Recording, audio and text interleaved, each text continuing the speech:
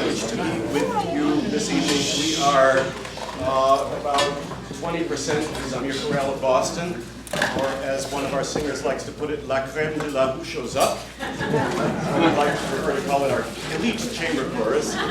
And we thank Paul for opening up his home.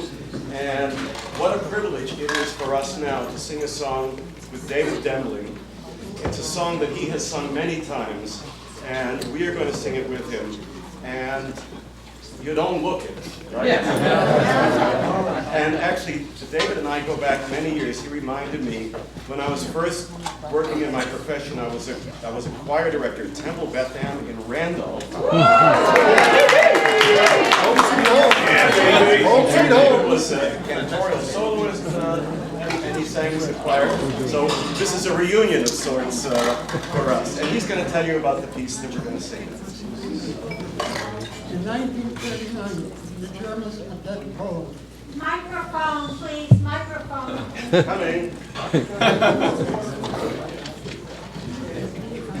What? Like it.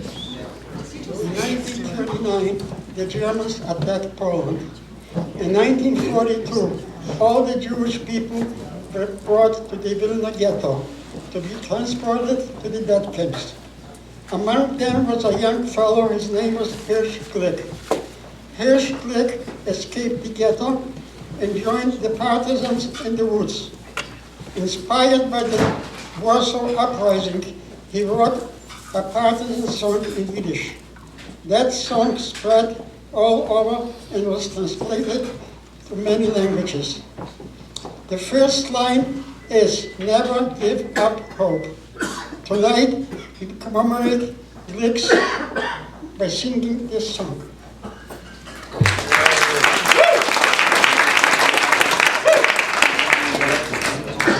If you know it, please sing with us.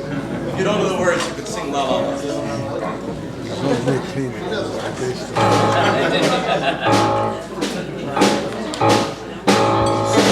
Hemel als de geest der letzten Zeit.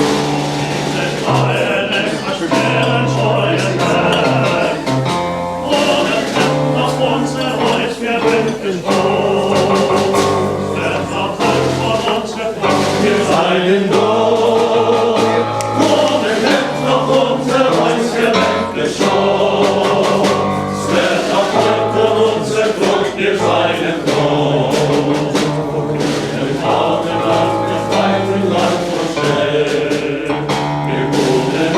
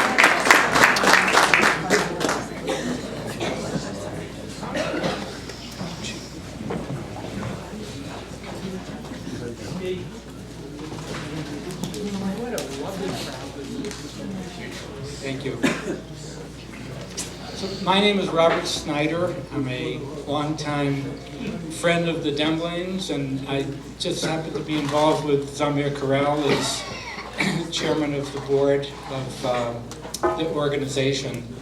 And welcome everybody. I'd like to say a few words about the person that we're honoring tonight, David Dembling. David lived through what many of us have only read about.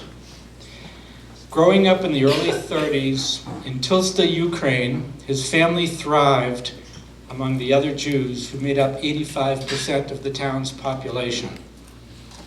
He played soccer, volleyball, accordion, and harmonica. He was a regular kid. There were 5 temples in Tulsa. Tulusta.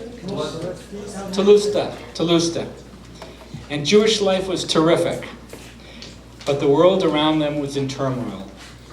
It was 1941, and there was war in Europe. David was in veterinarian school in Chodkov, a town in western Ukraine, which was 30% Jewish, and at the time was annexed by Poland. It was a weekend, and David decided to hike back to Tulusta to see his family. The town had been under Russian control and was relatively peaceful. But when he arrived, he found that the Nazis had pushed out the Russians, herded the Jews into a ghetto, forced them to work in the fields, and wear a Star of David armband. So as the story continues, by way of David's grandson, Adam, whose booklet you could find, it was over there, but we hear not only about horror and destruction, but we also learn how the Dembling family was helped by Christians who risked their lives in defying Nazi laws. And you, David, through your intelligence, your wits, your charm, not to mention broad strokes of luck, you and your entire immediate family survived the war, and in 1948 came to America. Grandson Adam calls what happened to his papa a miracle from heaven. We're grateful to you, David, for your willingness to tell and share your important story. And as a longtime Dembling family friend, I join with everyone here tonight to honor you, as you were honored last week by Temple Mishkan Tefillah as a keeper of the flame. They spoke of the joy of your Yiddish and Hebrew music that was brought to so many. And like you, Zamir Corral believes that music has power. Music is a Jewish connection to the ages, according to an article last week in the Boston Globe. And we at Zamir carry on your work, not just as a collection to the ages, but also to each other, to Israel, and as a bridge to the future. So thanks, David, and to everyone here tonight in helping Zamir continue its mission. David Dembling is quoted as saying, "I am the happiest man in America. You deserve it. And we are all thrilled to be part of your continuity. Happy 90 years young."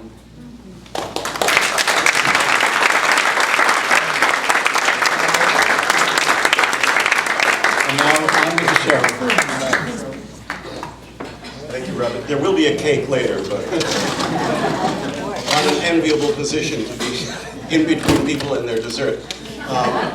Thinking of how we could honor a 90th birthday, we decided to open with a set of love songs. Not the song that you just heard, which was a song of bravery and heroism, but our first song, "And the Angels Sing," which was originally a Jewish wedding dance, and it turned into, with English words, one of the most popular songs in America in 1938. We turn now to a wonderful love song from Israel called Aval Ahava, but love.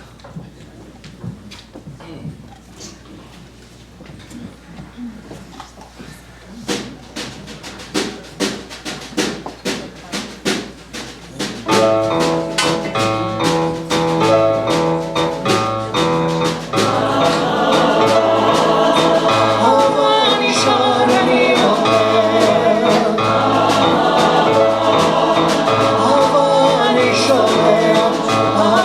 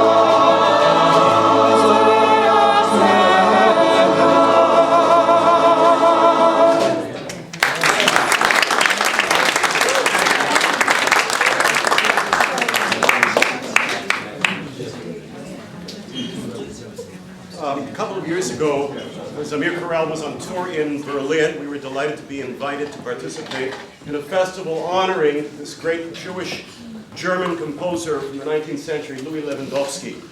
But we also decided to honor the memory of German composers who were forced out of their country after 1933 because of the racial laws enacted by the Nazi government. Composers who eventually emigrated to the United States. In Berlin of the 1920s, in the Weimar period between the two world wars, cabaret was the address for witty, experimental entertainment, political satire, and social criticism. Friedrich Hollander grew up in Berlin and became the greatest cabaret songwriter of the 1920s. In the film Der blaue Engel, The Blue Angel, Marlene Dietrich portrays a cabaret singer and performs Hollander's most famous song, Ich bin von Kopf bis Fuß auf Liebe eingestellt, also known as Falling in Love Again, Can't Help It. And here is Marlene Dietrich herself.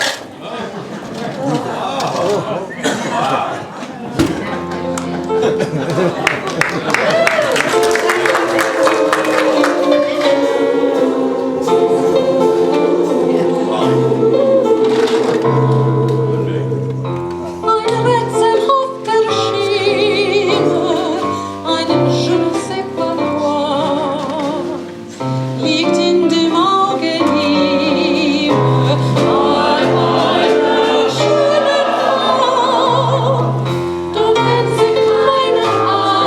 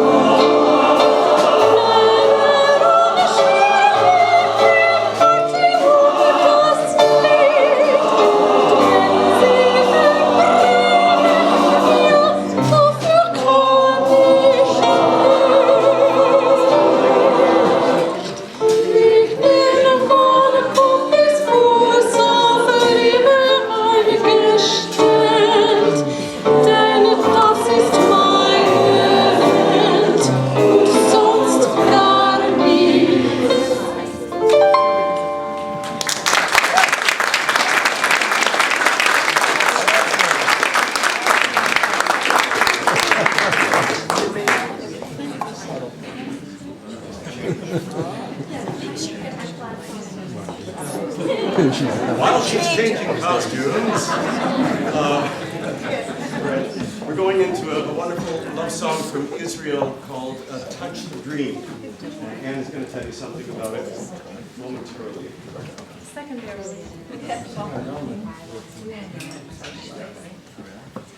Here's a song from Israel called Touch the Dream. We'll meet again. We'll see each other again. A loving heart makes no mistakes.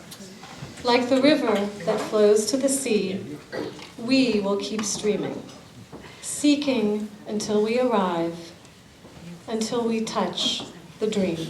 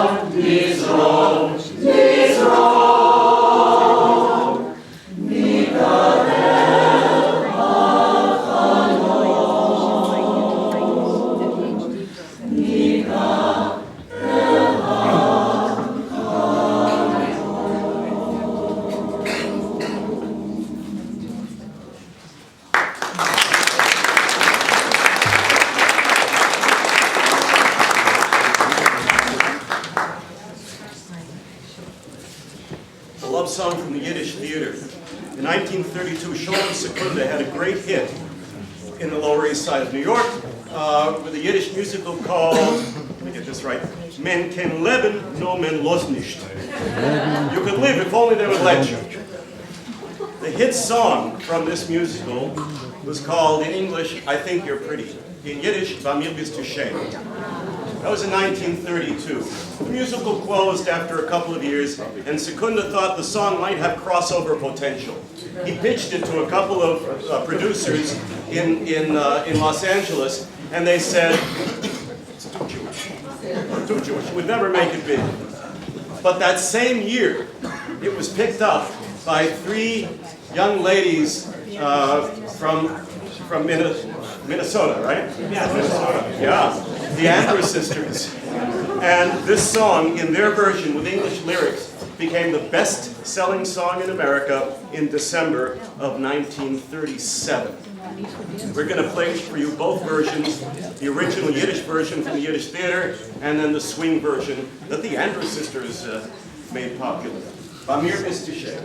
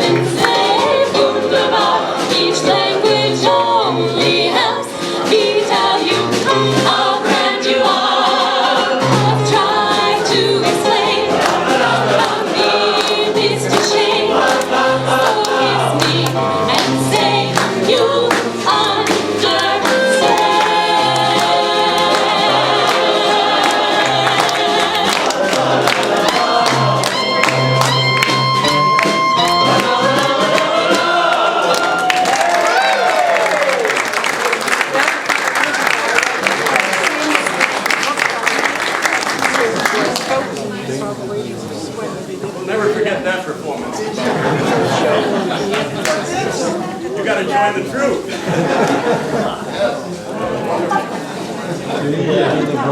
So Robert told me, no liturgical music in this program. Sorry, Robert. We're going to give you two versions of Adon Olam. The first one is going to take you back to Italy in the early 17th century, the very first composer ever to write choral music for the synagogue. His name was Salomone Rossi.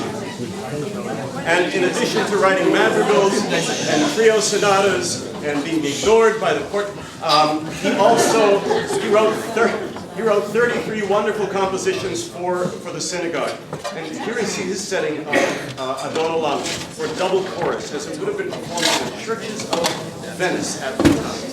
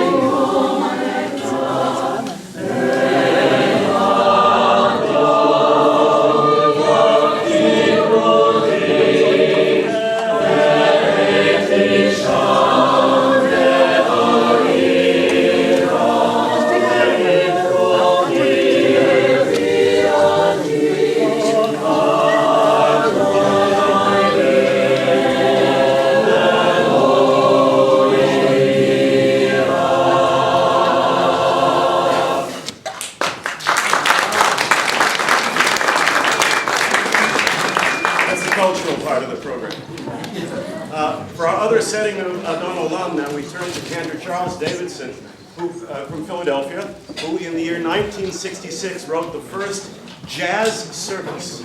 And here is his setting of Adon Olam, hopefully expanding your brains about your concept of what is Jewish music.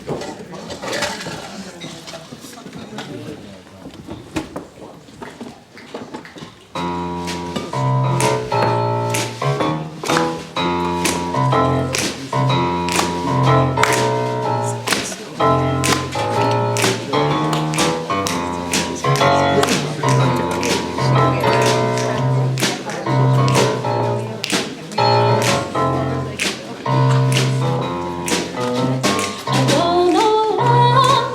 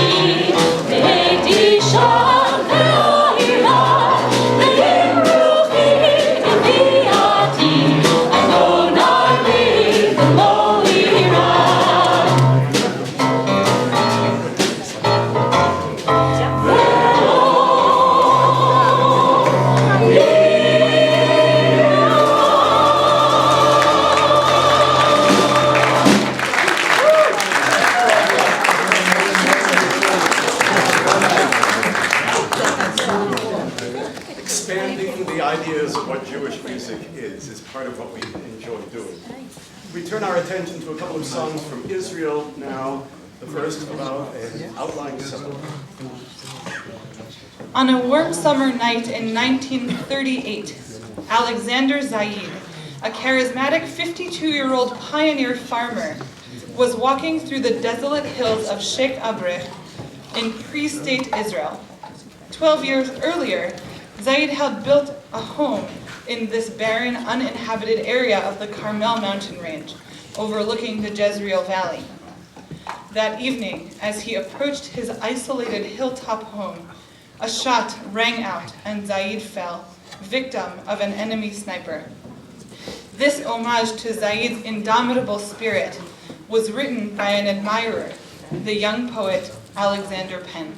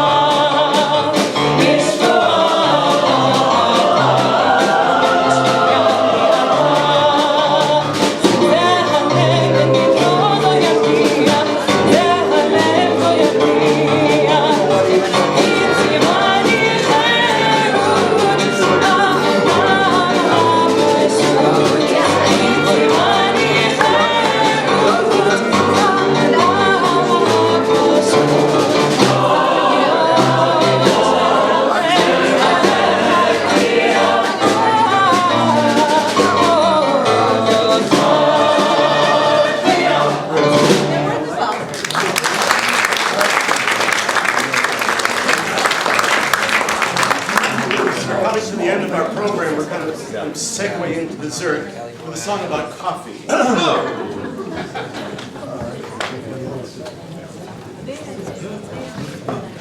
Some of you may remember a wonderful song from 1940, I don't,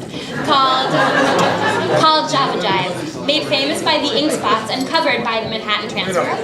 Here's the Israeli version. I like coffee, I like tea becomes, I like Turkish coffee. With or without cardamom makes no difference to me. As long as I'm with you, coffee, coffee, coffee is fun.